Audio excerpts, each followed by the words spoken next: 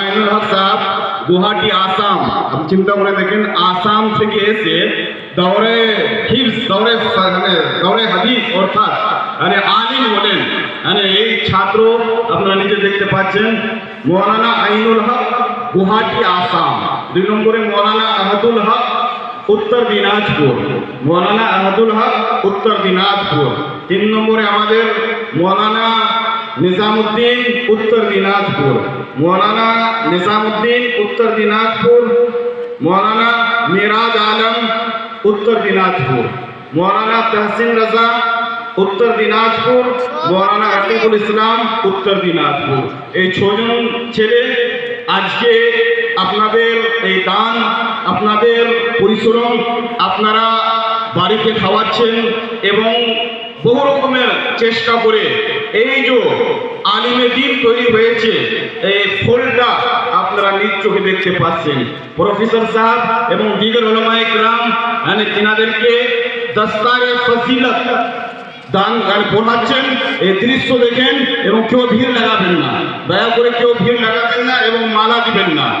এখন বক্তব্য আবার হবে মহিবুল ইসলাম মিসবাহী সাহেবের, তারপরে যখন যাবে তারপরে মালা দিবেন। কেউ স্টেজের কাছে ভিড় লাগাবেন না, আর সামনে এসে বসেন এবং এই দৃশ্য সামনের দিক থেকে দেখেন। আমি প্রত্যেককে বিশেষ করে মা বোনদেরকে বলবো যে কেউ স্টেজের পাশে এসে মালা হার ইত্যাদি নিয়ে আসবেন না।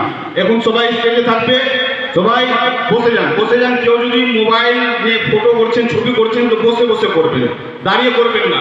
তো এই 6 জন আলিমে দ্বীনকে আমাদের এই বাইরের উলামায়ে কিরাম এবং আসাতিজায়ে কেপিএস সবাইকে পাগড়ি পরাচ্ছেন এবং তার সঙ্গে সঙ্গে মহিবুল ইসলাম সাহেব মিসবাহী আমাদের আজকের এই মঞ্চের এই জলসার শেষ বক্তা, তিনিও উপস্থিত আছেন ইনশাআল্লাহ।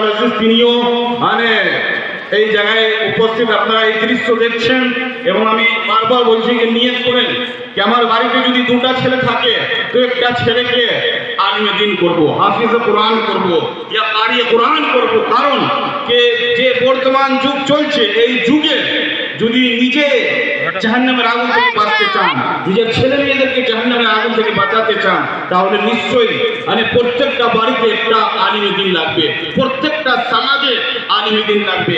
এই নিয়ত করে আজকে মা বোনদের কাছে আসা, প্রত্যেকের কাছে আসা যে নিয়তকে নিয়ে এই ভালো নিয়ত নিয়ে এখান থেকে যাবেন এবং চেষ্টা করবেন একটা ছেলেকে এই কেপিএসে দিব, এক ছেলেকে যেখানে আপনার পছন্দ ওখানে আলিমে দ্বীন বানাবো। এই 6 জন আলিমে দ্বীন আপনারা নিজ চোখে দেখতে পাচ্ছেন যে আমাদের আজকের এই উলামায়ে কিরাম, বিশেষ করে প্রফেসর সাহেব যিনি খুব সুন্দরভাবে বর্তমান পরিস্থিতিতে আমাদেরকে কি করা উচিত এই সম্পর্কে তিনি আলোচনা রাখলেন। আলহামদুলিল্লাহ আমরা আনন্দিত এবং প্রফেসর সাহেবকে ধন্যবাদ জানাই যে আপনি এই মূল্যবান সময় আমাদের সমাজকে আমাদেরকে দিলেন। আমি এবং আমার কমিটি, আমার শিক্ষক খুবই আনন্দিত এবং গর্বিত যে তিনি এই আজকের এই মাহফিলে এসে আমাদের ছেলেদেরকে দোয়া দিচ্ছেন এবং তিনি আসা একটা মেসেজ যে আগামীতেও আমাদের ছেলেরা যদি আরো আপনার বাবা মা হিসাবে যদি আর এই ছেলেদের উপরে ইনভেস্ট করেন, একটু আর যদি পরিশ্রম চেষ্টা করেন, তো আপনার ছেলেটাও প্রফেসর হতে পারে, আপনার ছেলেটাও রোজগারের সঙ্গে অন্য শিক্ষা নিয়ে আলিমের সঙ্গে সঙ্গে অন্য কিছু হতে পারে। এটাই মনে রাখবেন। এই 6 জন আলিম মৌলানা আইনুল হক, মৌলানা আহমদুল ইসলাম, মৌলানা নিজামুদ্দিন, মৌলানা মিরাজ আলম, মৌলানা তহসিন রাজা, মৌলানা রফিকুল ইসলাম। আবার কারি সাহেবদের আমি নাম বলছি, কারি বিসমিল্লাহ খান উত্তর দিনাজপুর, কারি বিসমিল্লাহ খান উত্তর দিনাজপুর, কারি সঈদ রাজা বারসোই কটিহার, কারি সঈদ রাজা বারসোই কটিহার, কারি আব্দুর রহিম সাহেব চাঁচল মালদা, কারি আব্দুর রহিম চাঁচল মালদা। এই কেরাতের পাগড়ি তিনাদের পরে আপনারা জুব্বা এবং পাগড়ি দেখে বুঝে নিতে পারবেন যে তোফাতটা কি। প্রত্যেকের জুব্বা এবং লেবাসটার মধ্যে তোফাত আছে, পাগড়ির কালার, জুব্বার কালার আলাদা, ওখান থেকে আপনারা বুঝতে পারবেন। এখন হাফিজের 11 জন ছেলে, তাদের আমি নাম বলছি। হাফিজ শফকত রাজা কটিহার বিহার, हाफिज शफकत रजा कटिहार बिहार, हाफिज मुबारक हुसैन उत्तर दिनाजपुर, हाफिज मुबारक हुसैन उत्तर दिनाजपुर, हाफिज अब्दुल रशीद उत्तर दिनाजपुर, हाफिज अब्दुल रशीद उत्तर दिनाजपुर, हाफिज मुनीरुल इस्लाम मुर्शिदाबाद, हाफिज मुनीरुल इस्लाम मुर्शिदाबाद।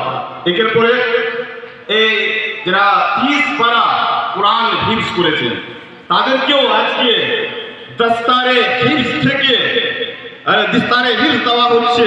যে দৃশ্য আপনারা নিজ চোখে চোখে দেখছেন এবং দেখতে পাচ্ছেন, এই সুন্দর দৃশ্য, এটা ভাগ্যের ব্যাপার ওই মা বাবার জন্য যে মা বাবারা আজকে এই দৃশ্য অনেক দিন চেষ্টা পরিশ্রম করার পরে এই দৃশ্য দেখছেন। আপনারা নিজ চোখে দেখেন যে এই মাহফিলে কিভাবে এই উলামায়ে কেরাম তাদের মাথাতে তাজ এবং পাগড়ি ওঠাচ্ছে। আর আলহামদুলিল্লাহ, যে বাবা মায়ের ছেলে হাফিজে কোরআন হবে, সে বাবা মার জন্য অনেক গর্বের বিষয়, ফজিলতের কথা এসছে যে যে কোনো ব্যক্তি, যে কোনো মানুষ নিজের ছেলেকে হাফিজে কোরআন করবে, কাল কিয়ামতের মাঠে আল্লাহ রাব্বুল ইজ্জত তার বাবা মাকে একটা তাজ দিবে। বলেন সুবহানাল্লাহ। তাজ দান করবে। এই তাজ ওই ভাগ্যবান বাপটা পাবে যে বাপ নিজের লখতে জিগরকে, নিজের ছেলেকে এই এদারায় এই কেপিএসে পাঠিয়ে হাফিজে কোরআন করলেন।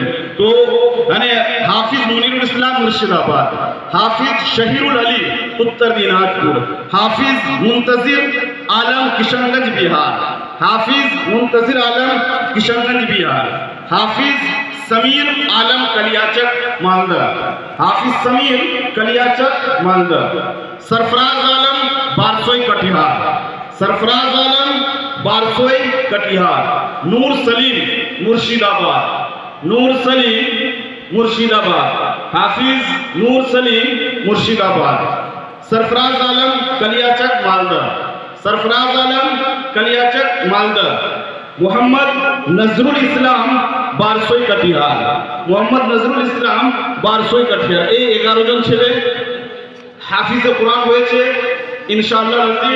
আপনারা ধৈর্য ধরে বসুন এবং তারপরে যে বক্তব্য হবে ইনশাআল্লাহ, যার শেষ ভালো সব ভালো, বুঝলেন? যার শেষটা ভালো তার সব ভালো। তো শেষটা ভালো করে অবশ্যই যাবেন। তার জন্য এমন একজন বক্তা আপনাদের জন্য রেখেছি যে আপনারা যখন বক্তব্য এবং গজল শুনবেন তো নিশ্চয়ই বলবেন যে হই যার বাপ ইয়া মা জন্ম হওয়ার পরে মধু খুব খাইয়েছে, খুব মধু খাইয়েছে। এই মধুর কারণে গালার সুরটা এরকম। জনাব মুহিবুল ইসলাম সাহেব মিসবাই। আরেকটা এখানে একটা কথা বলে দিই, হয়তো আপনারা অনেকে ভাবছেন এই কথাটা বলে দেওয়া অবশ্যই দরকার কি আমাদের হ্যান্ডবিলে আসলে যে নাম ছিল একজন আসামি বক্তা ওলিউদ্দিন সাহেব, কিন্তু হঠাৎ তিনি অসুস্থ। কিছু 8 দিন হলো, 8-10 দিন তিনি মেসেজ পাঠালেন কি আমার হার্টে প্রবলেম, এই জন্য দয়া করে আমি যেতে পারছি না। তিনি হোয়াটসঅ্যাপে মেসেজ দিয়েছেন, সেটা আমাদের কাছে লেখা আছে, দেখতে পারেন। তিনাকে এমার্জেন্সি রিকোয়েস্ট করে তিনার জায়গায় মুহিবুল ইসলাম মিসবাই সাহেবকে ডাকলাম উত্তর দিনাজপুর থেকে। তিনি উপস্থিত হয়েছেন।